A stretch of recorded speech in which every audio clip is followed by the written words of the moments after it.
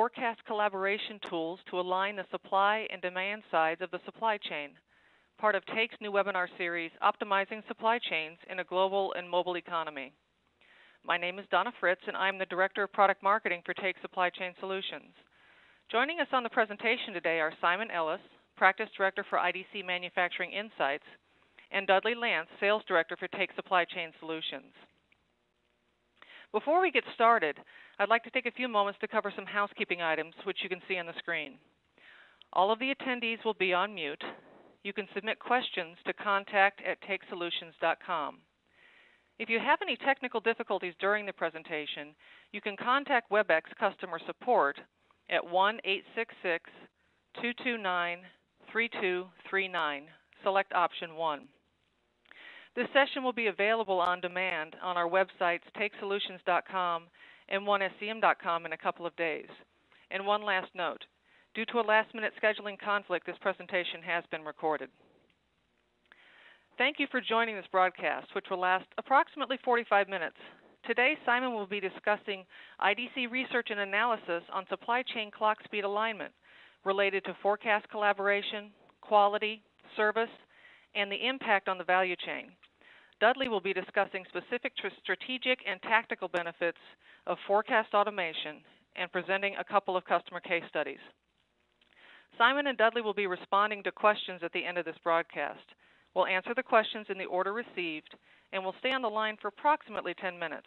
At this point, I'll turn the presentation over to Simon. Welcome, Simon. It's great to have you with us today. Thanks, Donna. Great to be here. So I'm gonna talk a little bit about this idea of forecast collaboration, this sort of notion of clock speed between the supply and demand sides of the supply chain. At IDC Manufacturing Insights, I have responsibility for the supply chain practice, and so I talk to a lot of manufacturers, a lot of end users, a lot of sort of thought leaders in the industry. About some of the challenges that face supply chains, about some of the challenges that face manufacturers, and so I'm going to talk a little bit about some of these challenges, just three of the ones that I certainly think are perhaps the most significant today, and then a little bit about clock speed and cadence mismatches, and then what that means for planning and planning collaboration. Next slide, please. So I think of the sort of the big trends that we see, I think perhaps the biggest one, or certainly the one that's getting a lot of attention these days, is this notion of the empowered consumer. And I think, certainly years ago we talked about the connected consumer and the idea that the consumer was becoming more and more involved in the commercial relationship. But I think, what we've seen in the last couple of years is that connectivity, that notion of connectedness, really has transformed into much more of an empowered consumer. These people have ubiquitous access to information. They certainly have a stronger voice. I think they're certainly more value-oriented and happy not to spend. I think, as we've all seen, people these days seem to be sort of quite happy to be privately happy with their purchases. But if something goes wrong or something doesn't meet their expectations, they're equally happy to be publicly unhappy and sort of broadcast it to the world through Twitter and Facebook and those kinds of things. I think what we're seeing as a result of this empowered consumer is much more intense brand competition. I think there's much more transparency to purchases. I think we also see, certainly in some of the consumer-facing businesses, industries, manufacturing and retail, sort of battling for the consumer. And on this slide, I've sort of put battle in italics because they aren't sort of standing in the store fighting each other, but they certainly are thinking about what the sort of the respective roles are around this notion of the omni-store, or this notion of the omni-channel consumer, who frankly, I think is increasingly willing to shop virtually, shop physically, and really to view the two as simply flip sides of the same shopping experience.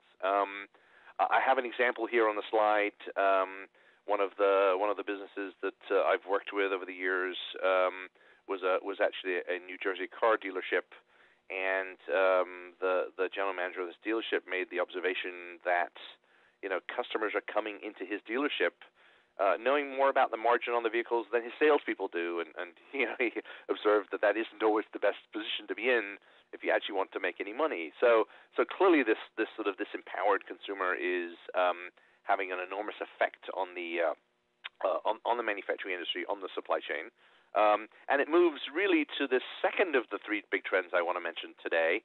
Next slide, please. Which is that of demand volatility. And I think we've all sort of seen press releases and surveys that talk about the fact that demand is more volatile than ever. I certainly think in the surveys that we've done at IDC and IDC Manufacturing Insights, we certainly see that. And here on the slide, I sort of have this notion of the sort of the forecast-centric versus the response-centric supply chain, where the forecast-centric is where we have the perfect forecast and we make entirely to stock because we know exactly what we're going to sell and we can replenish it effectively, versus kind of the response-centric side, which is, well, I make everything to order because my forecast is awful. I can't rely on it, and or I'm customizing or configuring my products. And so I basically have enough capacity so that I can meet the largest possible instantaneous order, and I make them to order. So we sort of have a response-centric on one side, a forecast-centric on the other. But the reality is that the vast majority of businesses are in the middle, and so they have to balance forecasting. They have to balance forecasting with responsiveness. And certainly from my perspective, as companies increasingly look to do a better job of sensing demand, either from point of sale or from customer orders or from vendor managed inventory signals, I think what they're increasingly finding is that often forecasting is not the major problem. A lack of flexibility is that if you accept for the moment that the forecast is never going to be perfect, then that flexibility becomes critical if indeed you're going to manage against variations to the plan. We see, I think, increasingly, and this tracks back to the notion of the empowered consumer, I think we see increasingly this sort of expectation for mass customization. I know that I've written in over the past couple of years that personalization is another P for the 4 Ps of marketing, right? It's a fifth or even sixth P if you think people might be one as well. But I think companies increasingly are trying to understand how to personalize for their consumers, and it puts some real pressure on the supply chain. We've seen supply chain segmentation, for example, come back into vogue the last couple of years. I mean, it's been around certainly in supply chains for decades, but just in the last couple of years, along with postponement, we've seen sort of renewed interest, because I think the challenges that face supply chain organizations, the challenges that face manufacturers, really lend themselves to these kinds of things like supply chain segmentation and like postponement. And the quotation I have here on the slide is from a global disk drive manufacturer, who kind of makes the point that he's seen some fairly substantial diversification of the business, right? So, 5 years ago, the bulk of his products, if not all of them, went to the major original equipment manufacturers. They went into laptops, into other kinds of computer hardware. But now he said he does almost 1/4 of his business with the consumer market. So, selling selling consumer drives through Amazon.com, for example, where he has to worry about color and style. So the sort of the diversification, the volatility of demand, certainly for those kinds of markets has grown substantially, and as I said, is putting a lot of pressure on supply chain organizations. Next slide, please. But at the same time, if you sort of say, well, okay, I'm seeing increased volatility on the demand side, I'm seeing the cadence of the demand side picking up speed. We don't see that so much on the supply side, where we see actually a lot of complexity. I've talked in the first bullet about complexity versus complication, and to a degree, that's the notion of companies recognizing the inherent nature of complexity and attempting to not build too much complication around that complexity. But certainly as we think about supply networks becoming global, supply networks with longer and longer lead times, the graphic here is something that I call profitable proximity sourcing, which is certainly how we think that progressive manufacturers, progressive companies ought to be thinking about the supply side of their supply chain, which is to say, well, there's going to be some things which perhaps I want to cost optimize. There are going to be some things that I want to lead time optimize, and there are going to be still other things where I actually want to make it where I sell it. And there's all these kind of then external forces, things like supplier viability and risk management and protection of IP, for example. But at the end of the day, supply networks are getting complex, and because of the long lead times, we're seeing them become slower and slower. And the quote here I have is from a global consumer goods manufacturer, who basically says, I'm trying to manage multiple product categories with different and growing levels of complexity across a single supply chain that isn't optimized for any of them. And so it's, it kind of gets back to that point from before about sort of supply chain segmentation and how important it is for companies to think a bit differently about the different kinds of supply chains that perhaps they want to have within the context of their single business. So this notion of supply complexity, I think, and global and extended supply lead times is a really significant one for a lot of these manufacturers. And in the next slide, I think you'll start to see where the two, supply complexity and demand volatility, start to bang heads. And this is sort of this cadence notion that Donna mentioned at the outset, which is that with demand volatility, manufacturers are expected to move faster and faster. With supply complexity, the inherent nature of that complexity means that the supply side tends to be moving slower and slower. And so we have these cadence mismatches. We have these cycle time mismatches. And where where traditionally manufacturers have used, for example, buffer inventories as a way to mitigate speed mismatches across various elements of the supply chain, they're finding that as the demand and supply sides move increasingly out of whack, that in fact those buffer inventories just don't work all that well anymore, and they're having to start to think about different approaches. I talked about balancing forecasting and responsiveness in the notion of agility. That is certainly one. Using sort of risk management as a way to segment the supply chain is another way. We certainly see companies looking at some of the new technologies, the technology pillars that I use down here, whether it's cloud capabilities, big data analytics, mobility, or social business. These kinds of technologies at least can be a way for companies to start to think about perhaps how to interact differently between the supply and demand sides of the supply chain. And I think for me, I call this sort of the supply chain challenge. I mean, there certainly are plenty of challenges, but I think for me, this notion of this fundamental misalignment of cadences is really a critical one for manufacturers as they think about how to manage their supply chains. So let me move to the next slide and introduce this notion of what I've called the resilient supply chain. And this, I think, is the way that I'd expect manufacturers to start to think increasingly. And I've put in the box at the top of the slide sort of the problem statement, right? The necessity for supply chain speed in the context of complexity and data overload, requires manufacturing supply chains to embrace resiliency and become sort of massively multidimensional.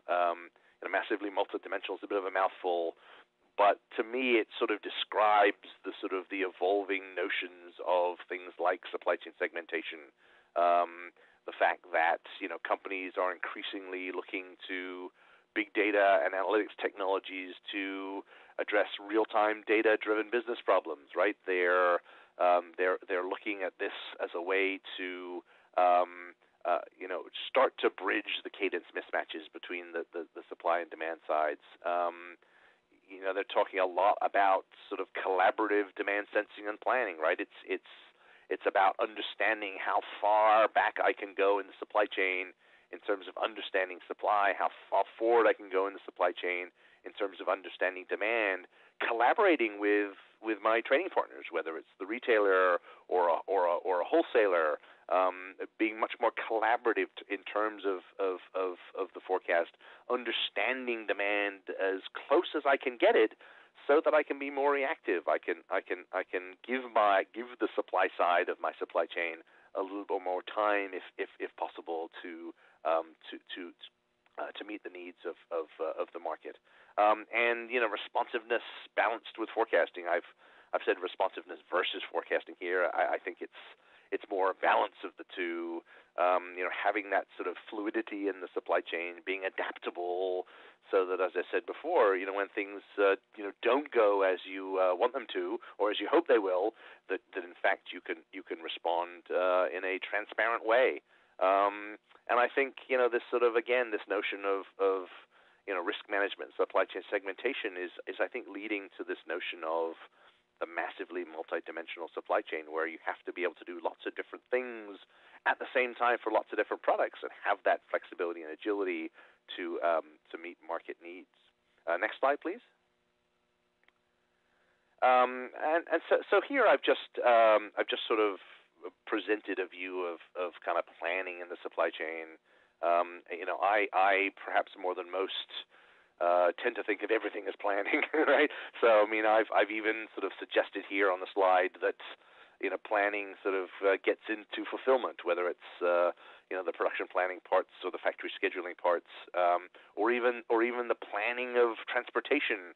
I think that as the SCORE model has articulated well for years, planning really does overarch the breadth of the supply chain. But there's a couple of new challenges, right? There's what I call here more data, less eyeballs, right? People have companies have less employees than ever before, less people looking at things, and at the same time you have more data. And so how do you reconcile those two things? And I think the answer is in better collaboration, and in more sophisticated tools and capabilities, so that exceptions are less frequent and more things can be kind of no touch. I think it's also from a supply chain perspective, understand and leverage value, right? Maybe some things you need in real time, maybe other things are fine to be aggregated. I think almost the worst thing you can do is invest in acquiring real time data and then not do anything with it in real time. So you've sort of wasted the investment in acquiring it. So I think it's important to understand sort of where you need real time data and where you don't. And then sort of align the strategic, tactical, and operational goals and activities, making sure that strategically you have the right approach, but that you're then meeting that approach. You're then conducting that approach with your tactics and your operational activities. And collaboration is a key capability. Next slide, please. I think you see here, so from a customer perspective. The collaboration certainly is sort of downstream with the customer, upstream with the supplier a little bit. Next slide, please. But as you kind of move out, I think manufacturers find that they want to collaborate both upstream and downstream, right? So it's not just demand collaboration; it's also supply collaboration, and we see that in some industry segments where high tech, particularly, for example, where manufacturers actually do design collaboration with their suppliers. I come out of consumer packaged goods, and doing design collaboration is anathema. I would never do it. Yet, we're starting to see certainly some of the more mature manufacturing segments like high tech actually do quite a lot of design collaboration with their suppliers. So it's collaboration is a really important part of the planning process, particularly if you feel pressure to be faster and quicker and more agile in the supply chain. Really, one of the most effective ways to do that is to get an earlier view both on demand and into supply. Next slide, please. So one of the things that we do at IDC is we do lots of surveys. We have lots of really interesting data. I did a survey earlier this year and asked manufacturers about their top supply chain priorities. And while cost is clearly number one, and frankly is almost always number one, I don't think I've ever conducted a supply chain survey where cost didn't come out in the top spot.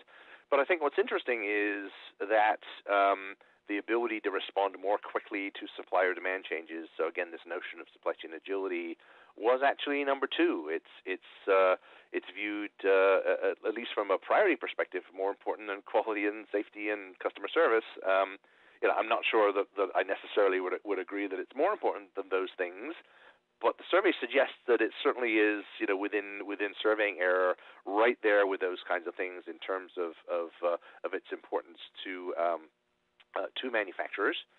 Next slide, please. And it's not just about sort of the priority. It's also about okay, what are the things that these companies are going to do, right? So one of the things we also asked in the survey was, okay, if respond more quickly to supplier demand changes was your top priority, what are the things that you're going to do? What are the activity drivers? And they're the things that you see here on the slide, right? So improving the demand forecast, improving manufacturing execution, factory flexibility and/or capabilities, enabling better supply chain traceability and visibility, reducing inbound lead times. They're all the kinds of things that companies are saying they need to do if they're going to be able to respond more quickly to supplier demand changes. And certainly where you see things like supply chain visibility and traceability, that is absolutely about collaboration. It's absolutely about collaborating better with suppliers, collaborating better with customers. And I think it's a critically important component of these companies' ability to be quicker, to respond more quickly to a supply interruption or an unexpected blip in demand. Next slide, please. And then just kind of, at least from a supply chain survey perspective, just kind of wrapping up. The other thing we asked was about top application investments, and we saw sort of closer responses this year than we've ever seen in the past, which perhaps suggests that manufacturers are having a harder time deciding between different kinds of investments than they have in the past. But regardless, I mean, we see the planning capabilities as really ascendant this year, and frankly in recent years, right? So we have sales and operations planning, production scheduling, inventory planning, demand planning, and forecasting. They're all things that companies are saying are really important to my business, and I think really underscores, at least for me, in the context of these sort of this cadence mismatch, this cadence sort of discontinuity between the supply and demand sides, how important it is to collaborate around planning, how important it is to do a better job of planning, so that at least you can sort of get that piece in order. And then if ultimately you have to be able to respond beyond the plan, you have the bandwidth to do that. Next slide, please. The other thing that I would say is that at IDC Manufacturing Insights, we look at 4 different kinds of subsegments within manufacturing, and they're here on the slide, so I won't read them verbatim, other than to suggest that each of these 4 groups has sort of a slightly different challenge. And so the point of the slide is I think to bring home that no matter where manufacturers may sit, whether they're in the engineering-oriented value chains or in the brand-oriented value chains, some part of their supply chain is dealing with volatility or dealing with complexity, right? So if you happen to be a technology-oriented value chain, if you're in high-tech electronics, for example, you probably have both supply complexity and demand complexity or demand volatility. So you've kind of got the worst of both. but no matter where you may be, there are still challenges. Perhaps the folks who have the easiest go of it are the asset-oriented value chains who tend to see low supply and low demand complexity. But even they have demand volatility challenges. Certainly as they sort of aspire to maximize return on assets. But in all of the others, there's pressure, whether it's sort of, as I said, the engineering-oriented folks who have high supply complexity, or the brand-oriented folks, the sort of consumer packaged goods, the CPG companies who have high demand complexity. The importance of collaborative forecasting really can't be emphasized enough. It's critically important for them, particularly as they think about their business and how to meet their cost and service obligations. So let me close with the last slide, which is just sort of a few thoughts in conclusion. One, I think, is I certainly encourage the manufacturers that I work with, in thinking about their supply chains and thinking about forecasting and planning, conduct a capabilities inventory, kind of understand where you are. To the degree that forecasting is tricky to benchmark, nonetheless, try to get a sense of kind of where you are against your competitive set. I think balance forecasting with responsiveness. If you realize, in fact, that your forecasting capabilities are competitive with your key competition, maybe responsiveness is the better place to invest. And then collaborate. I mean, collaboration is a term that gets terribly overused, I think, and has for a long time. But it's really important. I mean, those companies that do a better job of collaborating with customers, particularly around demand sensing, I think get a better forecast, and in turn, are able to turn that into certainly more consistent customer service levels. And then the last comment is we see a lot of companies with idle cash. Invest that idle cash. I mean, there's lots of opportunities in sort of the intelligent supply chain, right? There's lots of ways for companies really to drive some very interesting new capabilities that can make a big difference in the supply chain in the context of this sort of high complexity, high volatility environment. So let me turn it back to Donna. Donna, that's kind of how I see the marketplace these days from IDC's perspective. Well, thank you, Simon, for a great presentation. And now I would like to turn it over to Dudley Lance, our sales director at Take Supply Chain Solutions.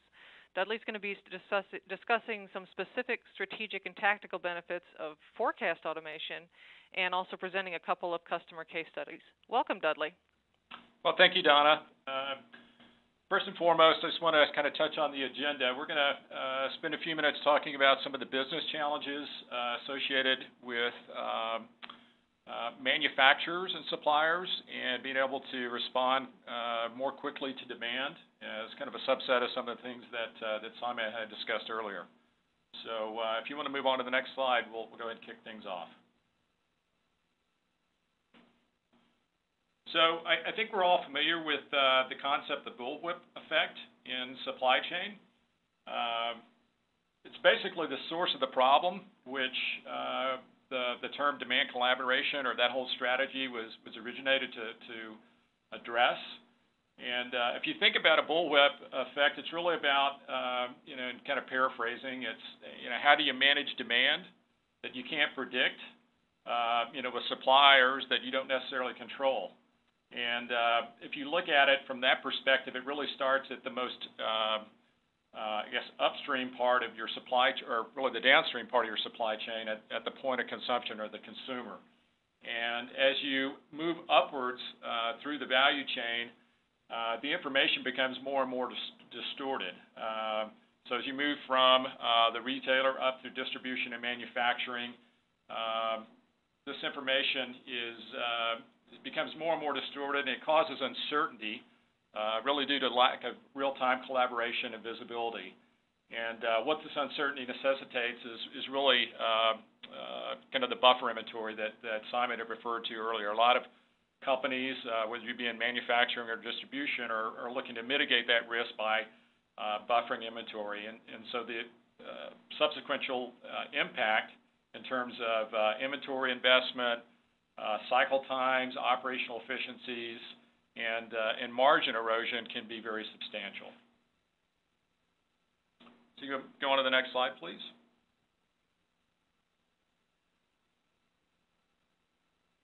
So over the years, there have been several ways that organizations have attempted to address some of these supply chain challenges. I know Simon's a big fan of the planning aspects, and that's certainly a big part of the solution footprints that's been implemented over the years to address kind of demand volatility. You also have your execution systems in terms of MRP, ERP, warehouse management. Ironically, there's still a lot of companies using spreadsheets and B2B technology to kind of connect, the different constituents of the value chain. If we go on to the next slide, there's some inherent challenges with these types of tools, and one of the biggest challenges is you've really got multiple systems of record, so there's no single source of the truth to use when you're trying to engage in a collaborative process between you as a brand owner or manufacturer and your suppliers. In addition to that, you've got due to the various point solutions that aren't necessarily integrated together, you've got a fairly big problem around information latency, especially as you look further and further up the extended supply chain. So this results in what I call the stale data syndrome, which basically means by the time you get the data, it's meaningless in many cases. It's too late to actually act upon that data. A lot of companies have used B2B tools to connect their trading partner network to try to address this information latency. Some of the challenges associated with that tend to be just the overall costs. But a lot of the B2B platforms really lack the process management and workflow and business logic that are really needed to create value when you're talking about a collaborative process. And so finally, I would just add that none of these solutions by themselves provide what I would call a closed-loop collaboration capability, which you really need to kind of capitalize on your extended supply chain network. And this is really the kind of the key component to this notion of sense and respond capabilities that Simon had mentioned earlier. Next slide.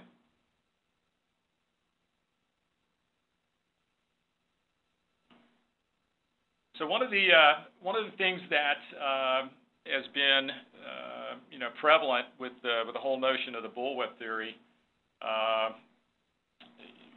I shouldn't say prevalent, but one of the objectives of kind of solving this bullwhip phenomenon is how do you decrease the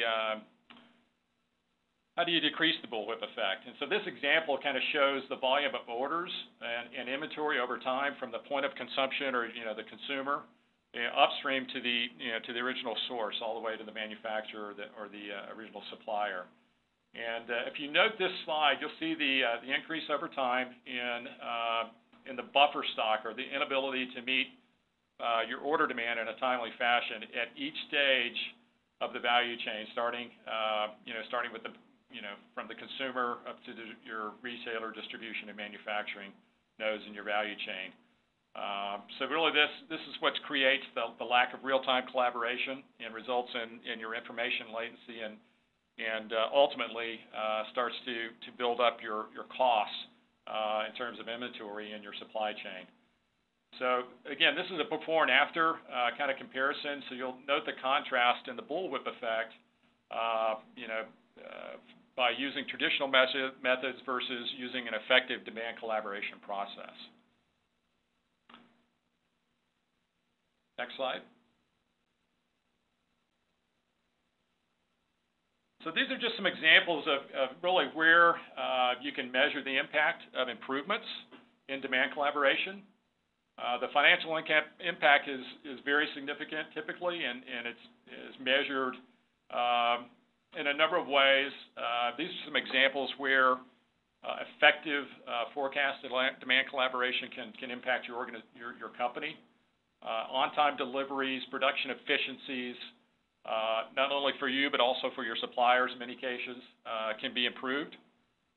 along with your cash conversion cycle in terms of just being able to kind of increase the clock speed and the order cycle times. And then there's a direct impact in terms of cost containment on your material cost and days of inventory outstanding.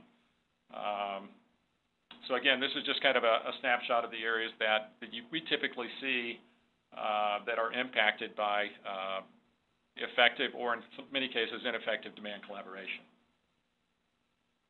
Next slide.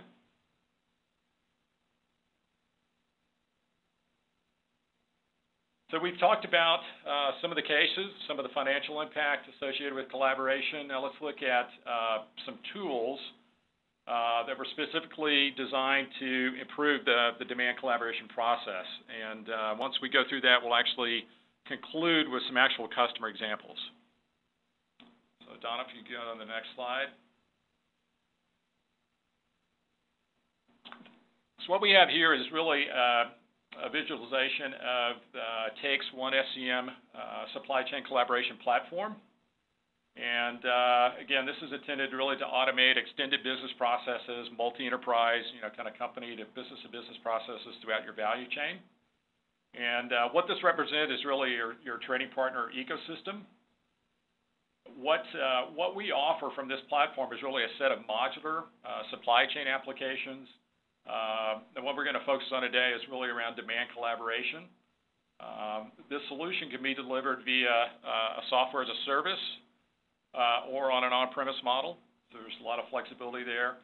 Ultimately, what we strive to do with our solutions is provide a single source of the truth for all your participants throughout the value chain. So whether you're a brand owner, manufacturer, a supplier, a 3PL, or the end customer, it's a prerequisite to be able to, again, kind of sing from the same hymn book. And this type of platform enables you to connect your customer, your back-end ERP data with, upstream with your suppliers and really effectively collaborate from a business process perspective. Next slide. So if we drill into this just a little bit, looking more specifically at demand collaboration, this solution was purposely built to address the bullwhip effect in supply chain processes. And essentially what it does is enables the sharing of forecasts, commitments, and lead times in a closed-loop fashion, enabling kind of real-time exception-based alerts and notifications for your planners and buyers from the manufacturing side, and then also for the suppliers. So the business results with our customers have been very significant, and we'll share some of those examples with you in just a couple of slides. Next slide, please.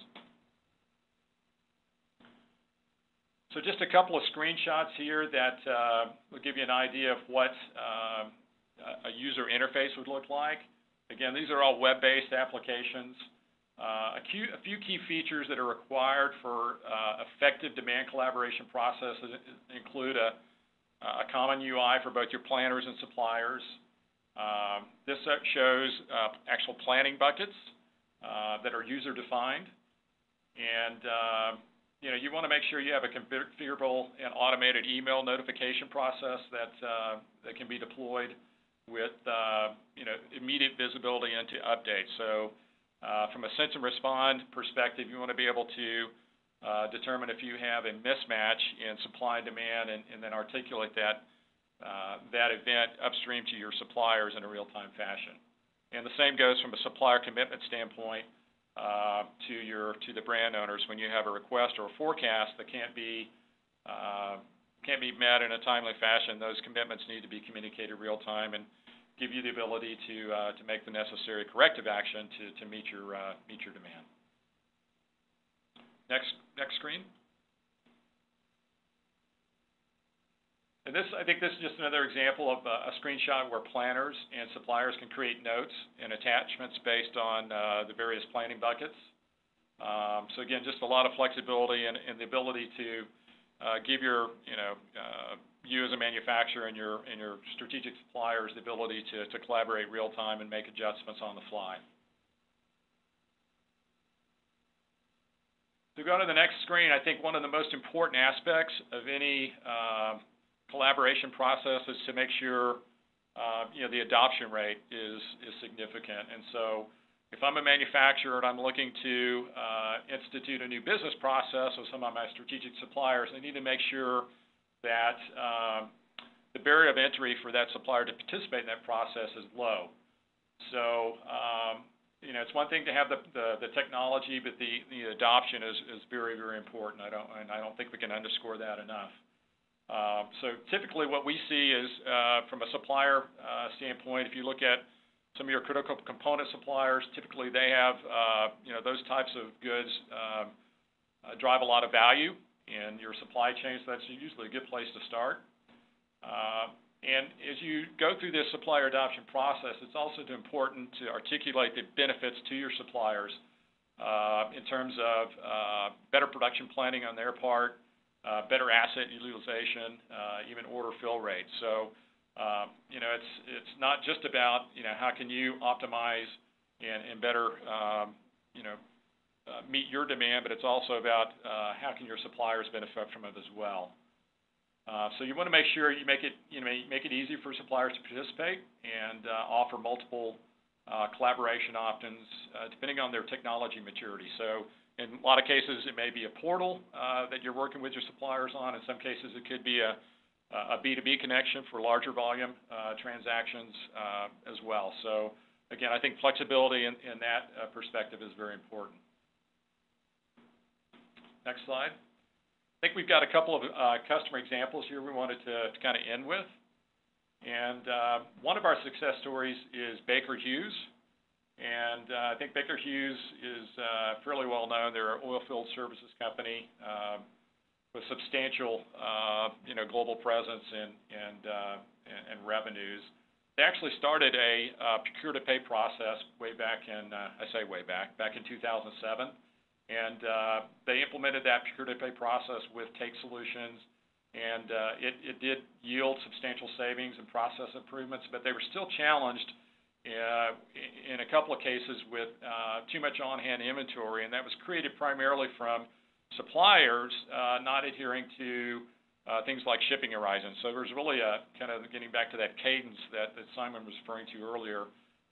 We knew what supply to provide, but it wasn't being provided at the right time. So it was creating excess inventory in the terms of tens of millions of dollars on an annual basis. And so what they did to address the problem is really to implement a demand collaboration process where they now share demand and forecasted material requirements for up to 18 months with selected suppliers. And this enabled both Baker Hughes as well as their suppliers to better plan both production and as well as synchronizing the commitments from the suppliers along with lead times and ship dates. And that led to ultimately to better visibility for the suppliers and the actual demand. And to date, the results have been very positive. I think the next case we have, if you go to the next slide, is Applied Materials. Applied Materials, they were recognized back in 2011 by Progressive Manufacturing 100 and were awarded with High Achiever and Supply Network Mastery status. So they got some kudos from some of the industry pundits around best practice for this kind of demand collaboration implementation that they were successful with. And this is an interesting case study. They're a little bit different business model. Their challenges were really highlighted by a very large bill of materials, which averaged at about 2,000 components. And 3/4 of those were actually sourced directly. So it was very important for them to improve the accuracy and visibility of their inbound deliveries, both in terms of quality and quantity. And the results from this initiative were significant as well. And you can read some of the bullet points in terms of the financial impact that was realized by Applied Materials. So with that, that concludes my part of the presentation. Donna, I'm going to hand it back over to you. Thank you, Dudley. Before we get to the Q&A part of the presentation, I want to just provide a real quick review of Take Solutions. Take has been around since 1994, and we do have over 400 customers worldwide. Our supply chain center of excellence is headquartered in Austin, Texas, and we also have offices across the globe in Europe, Middle East, and Southeast Asia. We have, specifically within supply chain, we focus on supplier collaboration and management, mobile data collection, RF and barcode printing applications, and returns management. If you've got any questions specifically about Take, I'm now putting up our information at on the next screen that you can either email me directly or Dudley directly, and we can get you that additional information. I do want to thank Simon and Dudley for a great presentation. As I mentioned before, they're going to be responding to questions for about the next 10 minutes. We're providing the phone number and the email addresses on screen for any questions that you may have after this presentation. We would like to hear from you, so please feel free to reach out to us. As a reminder, this broadcast will be available on demand via our websites at takesolutions.com and onescm.com in a couple of days. So now I'll go ahead and get to the submitted questions. The first one, Simon, is for you. Can you talk a little more about demand sensing and what that really means? Is it more than traditional sales forecasting? And with that, can you talk a little bit about what tools are needed for demand sensing and what are some of the pitfalls to avoid? Yep, sure. No, that's a very good question.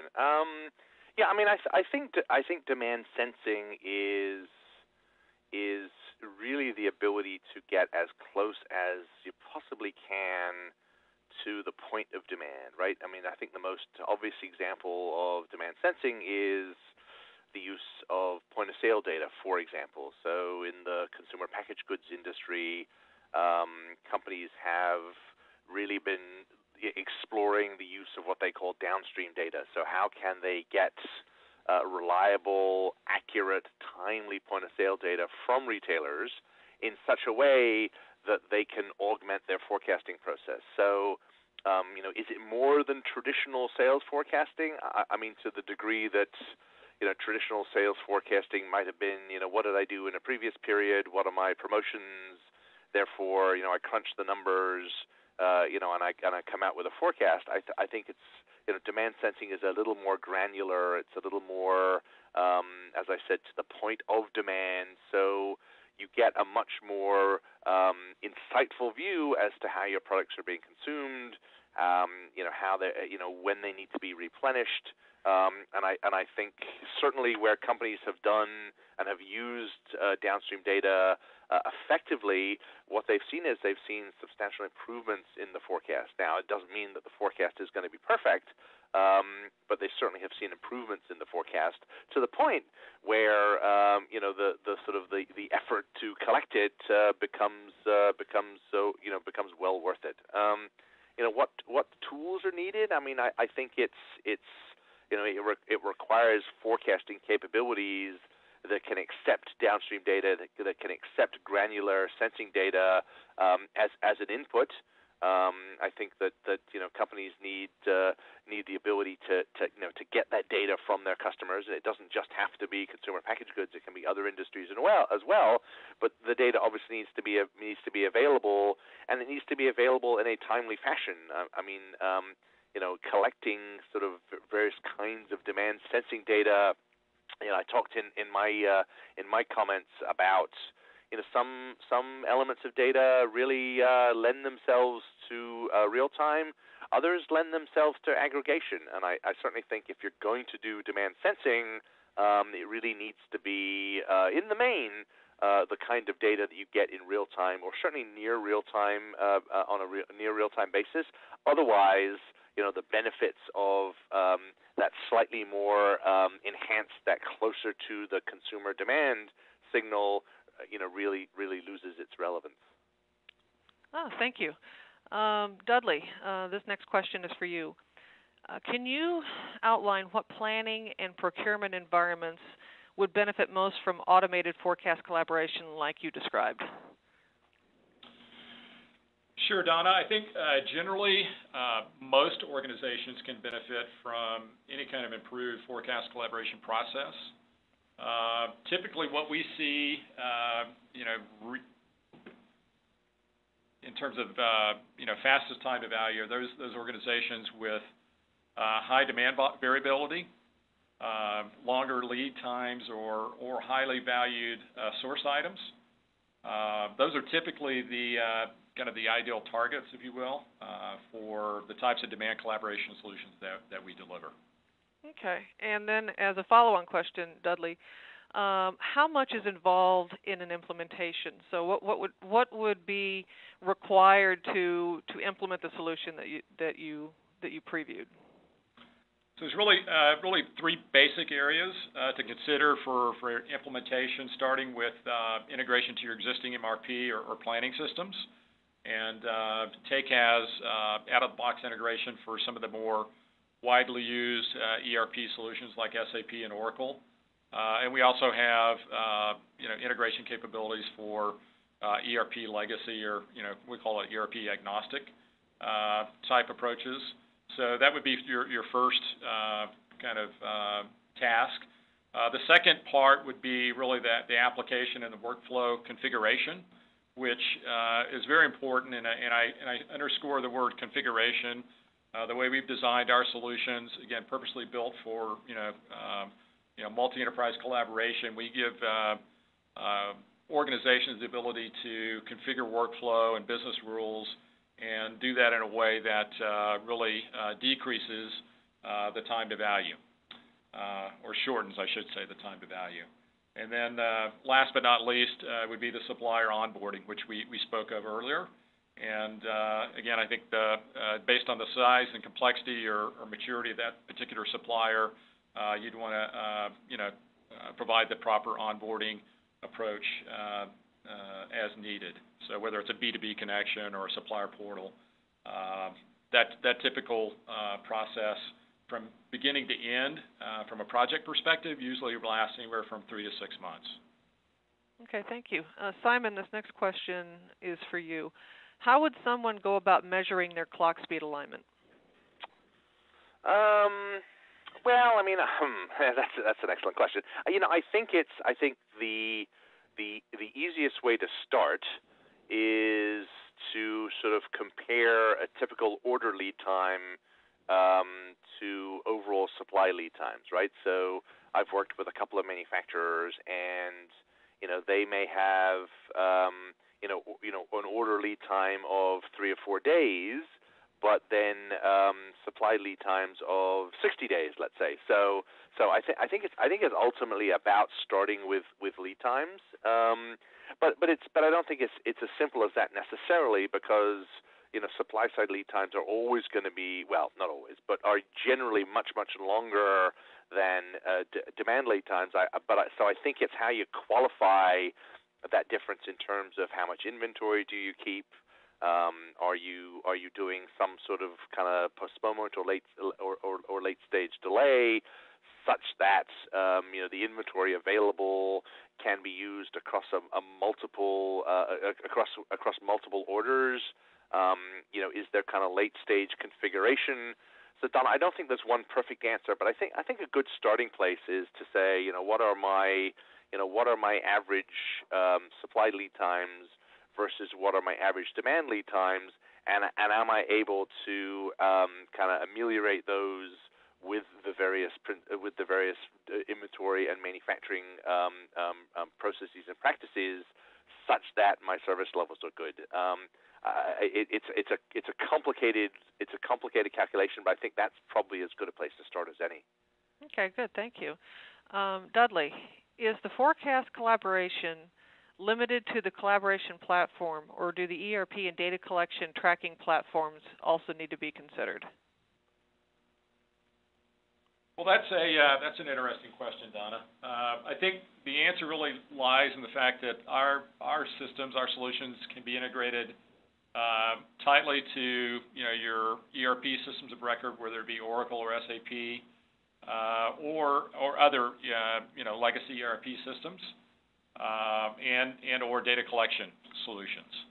So regardless of the ERP or the system of record and the integration method that's involved, the end result is you want to try to improve your data velocity and decrease the information latency, and that's really our goal. That that we have to drive greater agility and better decision making within the organizations involved.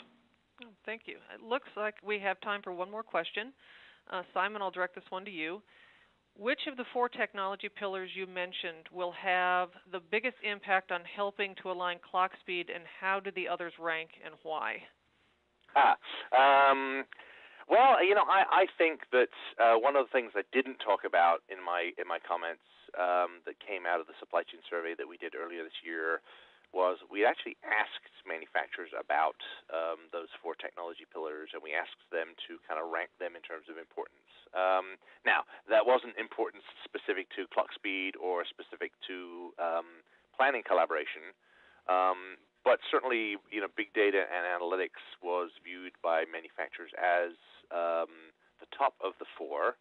And I think it's probably the right answer here in terms of clock speeds as well, because ultimately it's about understanding what's happening and then figuring out how to affect it. And I think what we're seeing is companies use more and more analytics, more and more embedded analytics, layered analytics, big data, medium-sized data, small data. All kinds of data, all kinds of analytics to try to do a better job of both modeling their supply chain and also responding and reacting to changes in the supply chain. So I think at the end of the day, big data and analytics is probably going to be the one that contributes most to companies' ability to kind of understand the disconnects between the supply and demand sides of their supply chain and how to at least manage to close the gap. I think that we see mobility probably second in terms of the ability to capture information from places in the supply chain that perhaps we weren't able to capture it from reliably in the past, as well as the ability to disseminate it to people who perhaps don't work in traditional office settings. And I think then cloud and social business probably come third and fourth. Cloud certainly gives companies the ability to more quickly consume IT capabilities, and that certainly has a place and has a role to play in terms of how they think about the cadence mismatches between the supply and demand sides. Social business. I mean, I think at the end of the day, it's certainly sort of intra-enterprise, right? The ability to sort of understand what employees might or might not be saying about the business, but also how customers are viewing their external, what their external view is of the business, right? And I think whilst that input is important, I think of the 4, that's probably the one that sits at number 4, at least in terms of this particular point around clock speed. Well, thank you. Thank you, Simon and Dudley, for a great presentation. This does conclude the QA portion of our presentation. And thank you again for your participation. If we were unable to get to your question, or if you have follow-up questions, please email it to one of the addresses on the screen, and we will contact you directly with a response. We look forward to seeing you online or in person again very soon.